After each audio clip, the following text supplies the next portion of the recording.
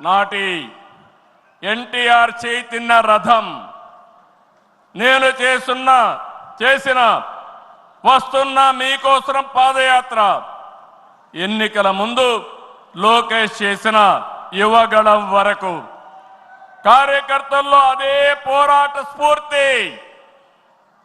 పాలనంటే హత్య రాజకీయాలు, కక్ష సాధింపులు, వేధింపులు, తప్పుడు కేసులని మార్చేశారు గత ప్రభుత్వం. విధ్వంస పాలనతో రాష్ట్రాన్ని సర్వనాశనం చేశారు. దీన్ని ప్రశ్నించిన తెలుగుదేశం కార్యకర్తల్ని, నాయకుల్ని ప్రాణాలు తీశారు, వేటాడారు, వెంటాడారు, అక్రమ కేసులు పెట్టి అరెస్టులు చేశారు.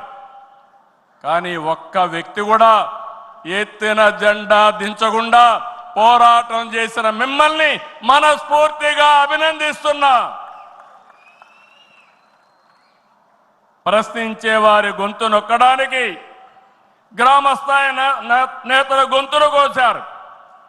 మన పసుపు సింహం, మన చంద్రయ్య పీకగోస్తుంటే కూడా జై తెలుగుదేశం అని ప్రాణం వదిలిపెట్టాడు.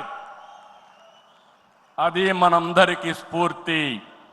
ఆ స్ఫూర్తే ఈ పార్టీని నడిపిస్తుందని చెప్పి కూడా నేను మీకు తెలియజేస్తున్నా. ఇది ఒక్క ఉదాహరణ మాత్రమే. ఇలాంటి చాలా మంది కార్యకర్తలు ప్రాణ త్యాగాలు చేశారు. ఆశయ సాధన కోసం రాజీ లేని పోరాటాలు చేశారు.